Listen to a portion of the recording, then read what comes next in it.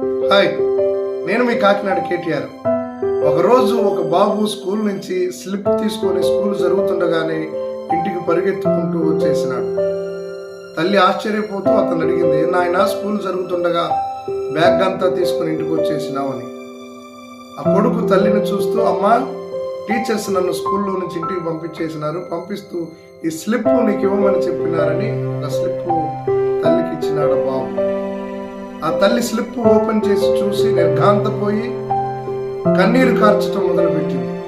అది గమనించిన కొడుకు తల్లిని చూస్తూ, అమ్మా, ఏమైందమ్మా, ఎందుకు ఏడుస్తున్నావు అన్నాడు.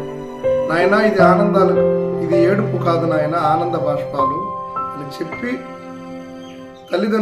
తల్లి ఆ కొడుక్కి చెప్పిన మాట, స్కూల్లో టీచర్స్ నీకు పాఠాలు చెప్పలేకపోతున్నారు, నీవు చాలా మేధావి అంట, అందుకనే వారు చెప్పలేక నేను ఇంటికి పంపిస్తున్నారు, ఇక నుంచి నేనే నీ గురువుని అని చెప్పి ఆ తల్లి కష్టపడి ఎంతో గొప్పగా చదివించింది.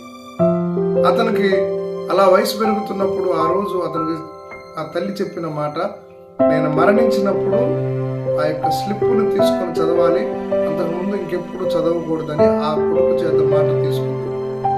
కొన్ని రోజుల తరువాత తల్లి మరణించినప్పుడు ఆ కొడుకు ఆ స్లిప్ తీసి చూసినప్పుడు అందులో నిర్ఘాంతపోయే విషయాలు ఉన్నాయి.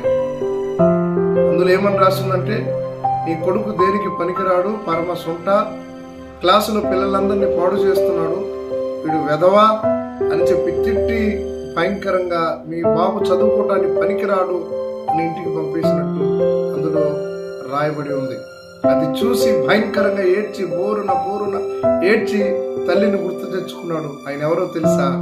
Thomas Alva Edison. తల్లి తలుసుకుంటే ఎలాంటి వ్యక్తినైనా గొప్ప వ్యక్తిగా మార్చగలదనడానికి ఉదాహరణ. పట్టుదల ఉంటే కానిది లేదు.